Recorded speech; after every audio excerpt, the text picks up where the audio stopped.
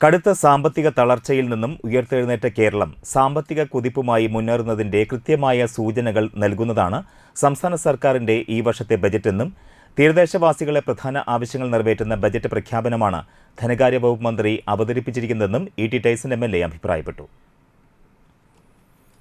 മണ്ഡലത്തിലെ കുടിവെള്ളക്ഷാമം പരിഹരിക്കുന്നതിന് വേണ്ടി എം.എൽ.എ പ്രത്യേകമായി സമർപ്പിച്ച പദ്ധതിയാണ് പ്രാദേശിക കുടിവെള്ള പദ്ധതി.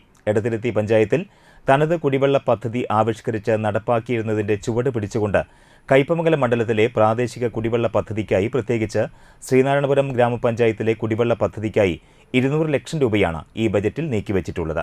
ഇത് വരുംകാലത്ത് കുടിവെള്ള പ്രശ്നം പരിഹരിക്കുന്നതിൽ വലിയ പങ്ക് വഹിക്കും.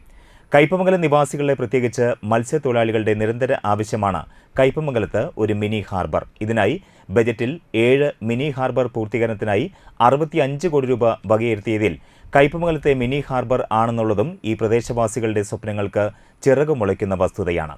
നിയോജക മണ്ഡലത്തിൽ ചിതറിക്കിടക്കുന്ന ഗവൺമെന്റ് ഓഫീസുകളുടെ ഏകീകരണത്തിനായി ശ്രീനാരായണപുരം കേന്ദ്രീകരിച്ച് മിനി സിവിൽ സ്റ്റേഷനും പെരിഞ്ഞനം 3 പീടിക ജംഗ്ഷൻ മാർക്കറ്റ് കെട്ടിടവും ഇതിന് ഈ വർഷത്തെ കേരള ബജറ്റിൽ അനുമതി നൽകിയതും ഈ പ്രവർത്തനങ്ങൾക്ക് ആക്കം കൂട്ടുന്നതാണ്. തീരദേശ ഹൈവേയുടെ നിർമ്മാണവുമായി ബന്ധപ്പെട്ട് എറിയാട് ഗ്രാമപഞ്ചായത്ത് ഓഫീസ് കെട്ടിടം മാറ്റി സ്ഥാപിക്കേണ്ട സ്ഥിതിയാണുള്ളത്. എറിയാട് ഗ്രാമപഞ്ചായത്തിന്റെ പുതിയ കെട്ടിട നിർമ്മാണത്തിനായി 2 കോടി രൂപ കൂടി ബജറ്റിൽ അനുവദിച്ചിട്ടുണ്ട്.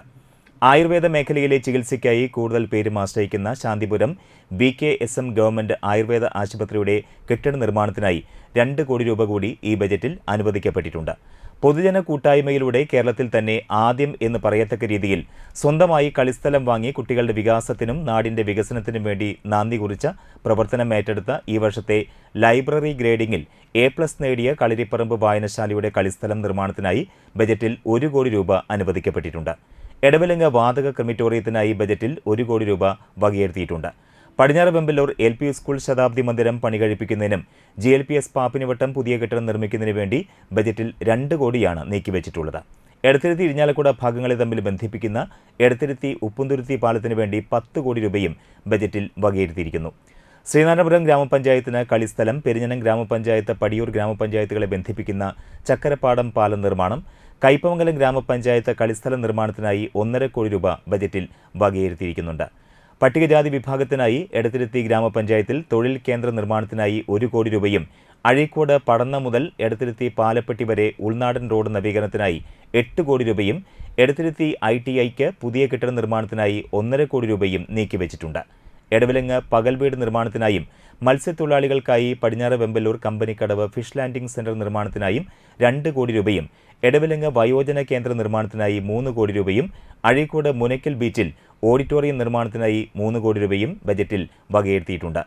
ബജറ്റിൽ പ്രഖ്യാപിച്ച തീരദേശ മേഖലയ്ക്കായുള്ള പ്രത്യേക പാക്കേജും പുനർഗേഹത്തിന് അധിക തുക അനുവദിച്ചതും ലൈഫ് വിദ്യാഭ്യാസ മേഖലയിൽ കൂടുതൽ ഫണ്ട് അനുവദിച്ച ഗുണഫലങ്ങൾ കയ്പമംഗലത്തിന് ലഭിക്കുമെന്നും ഇങ്ങനെ സമസ്ത മേഖലകളെയും തൊട്ടറിഞ്ഞ് മണ്ഡലത്തിനാവശ്യമായ അടിസ്ഥാന സൗകര്യ വികസനത്തിനും ആരോഗ്യ വിദ്യാഭ്യാസ കലാകായിക മത്സ്യബന്ധന തീരദേശ വികസനം എന്നീ മേഖലകളിൽ അവശ്യ പരിഗണന നൽകിയ ഈ വർഷത്തെ സംസ്ഥാന ബജറ്റ് ഏറെ പ്രയോജനപ്രദമാണെന്നും ഇ.ടി. ടൈസൺ എം.എൽ.എ പറഞ്ഞു.